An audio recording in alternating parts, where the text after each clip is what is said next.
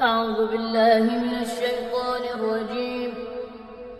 بسم الله الرحمن الرحيم. آج ہم مل کر اسلامی اذان کے خوبصورت الفاظ میں اترتے ہیں اور سمجھتے ہیں کہ اس کی ہر پکار میں کیا گہرائی چھپی ہے۔ ہم ایک مخصوص تلاوت کو مرحلہ وار دیکھیں گے تاکہ اس کی ساخت اور معنی کو بہتر طور پر جان سکیں۔ اچھا، تو اس سے پہلے کہ ہم لفظ بلفظ آگے بڑھیں، یہ جاننا ضروری ہے کہ آخر اذان ہے کیا؟ یہ صرف نماز کے لیے ایک آواز نہیں ہے، نہیں، یہ اس سے کہیں بڑھ کر ہے۔ یہ ایک روحانی اعلان ہے جو دنیا بھر میں مسلمانوں کی روزمرہ زندگی کا حصہ ہے، جو انہیں دن میں 5 بار اپنے رب کی یاد دلاتا ہے۔ اس تلاوت کی خاص بات یہ ہے کہ یہ سیدھا اذان کے کلمات سے شروع نہیں ہوتی۔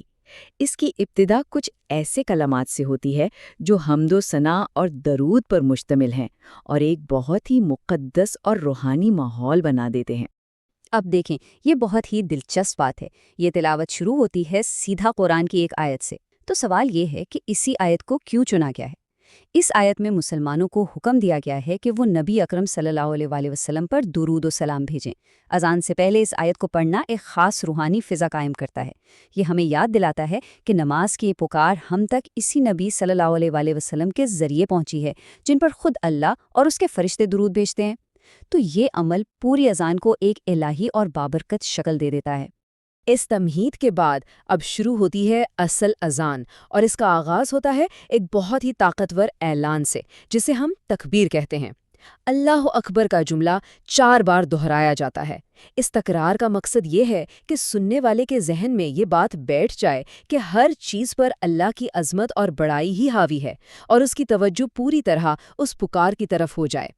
تکبیر کے بعد اب ہم اذان کے اس حصے کی طرف آتے ہیں جو اسلامی عقیدے کا بالکل مرکز ہے، یعنی بنیادی گواہیاں، جنہیں شہادتین کہا جاتا ہے۔ پہلی گواہی توحید کا اعلان ہے، یعنی اللہ کی وحدانیت کا اقرار۔ یہ اسلام کی بنیاد ہے، اس کا سب سے اہم ستون۔ یہ اعلان کہ عبادت کے لائق صرف اور صرف ایک ہی ذات ہے۔ اور پہلی گواہی کے فوراً بعد آتی ہے دوسری گواہی، جو حضرت محمد صلی اللہ علیہ وآلہ وسلم کی نبوت کی تصدیق کرتی ہے۔ یہ گواہی اس ذریعے کو تسلیم کرنا ہے جس سے اللہ کا پیغام یعنی وحی ہم انسانوں تک پہنچی۔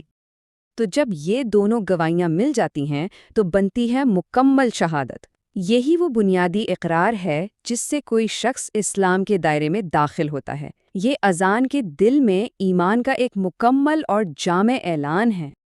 اچھا، یہاں تک تو اذان سب کو معلوم ہے، لیکن جس تلاوت کا ہم ذکر کر رہے ہیں اس میں ایک تیسری یعنی اضافی گواہی بھی شامل ہے جو اسے دوسری تلاوتوں سے تھوڑا مختلف بناتی ہے۔ تو آخر وہ کیا خاص بات ہے جو اس اذان کو ایک الگ شناخت دیتی ہے؟ پہلی 2 گواہیوں کے بعد اس تلاوت میں ایک تیسری شہادت بھی شامل کی جاتی ہے، اور یہ خاص طور پر شیعہ روایت کا ایک اہم حصہ ہے۔ یہ گواہی پیغمبر اسلام کے چچا زاد بھائی اور داماد حضرت علی کے بارے میں ہے۔ اس میں انہیں امیر المومنین یعنی مومنوں کا سردار کہا گیا ہے۔ یہ اضافہ اس روایت میں ان کے لیے خاص احترام اور مقام کو ظاہر کرتا ہے۔ تو ایمان کے ان اعلانات کے بعد اذان کا رخ بدلتا ہے۔ اب یہ صرف ایک عقیدے کا بیان نہیں رہتا، بلکہ یہ ایک پکار ہے عمل کی طرف، ایک فوری دعوت۔ یہاں 3 بار حیا علی یعنی آؤ کہا جاتا ہے۔ اس میں ایک بڑی خوبصورت ترتیب ہے۔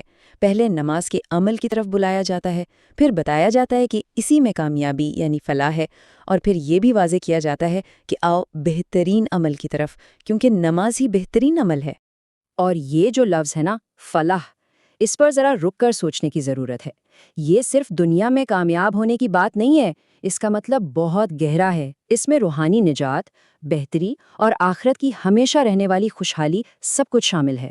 اذان بتا رہی ہے کہ نماز ہی اس جامع کامیابی کا راستہ ہے۔ چلیں، اب ہم اذان کے آخری حصے کی طرف بڑھتے ہیں، جو اس پوری پکار کو ایک زبردست اور مکمل اختتام دیتا ہے۔ اس میں دوبارہ سے تصدیق بھی ہے اور ایک دعا بھی۔ دیکھیں، اذان ختم بھی انہی بنیادی اعلانات پر ہوتی ہے جن سے اس کا آغاز ہوا تھا۔ اللہ اکبر اور لا الہ الا اللہ کو دہرا کر اس بات پر زور دیا جاتا ہے کہ سب سے اہم اور مرکزی پیغام یہی ہے کہ اللہ سب سے بڑا ہے اور عبادت صرف اسی کی ہے۔ اور آخر میں یہ مخصوص تلاوت ایک بہت ہی خوبصورت دعا پر ختم ہوتی ہے۔ یہ دعا ہے پیغمبر اسلام اور ان کے پاک گھر والوں کے لیے، جو اس پوری پکار کو ایک بہت پرامن اور روحانی اختتام دیتی ہے۔ تو جب ہم اس پوری اذان کو دیکھتے ہیں، اس کی شروعاتی حمد سے لے کر عمل کی دعوت تک، تو ایک بات بہت واضح ہوتی ہے کہ یہ کس طرح عقیدے اور عمل کے گہرے رشتے کو ظاہر کرتی ہے۔ یہ صرف سننے کے لیے ایک پکار نہیں، بلکہ یہ ایک سوال ہے جو اذان کا ہر لفظ ہم سے پوچھتا ہے کہ ہمارے ایمان کا ہمارے عمل سے کیا تعلق ہے۔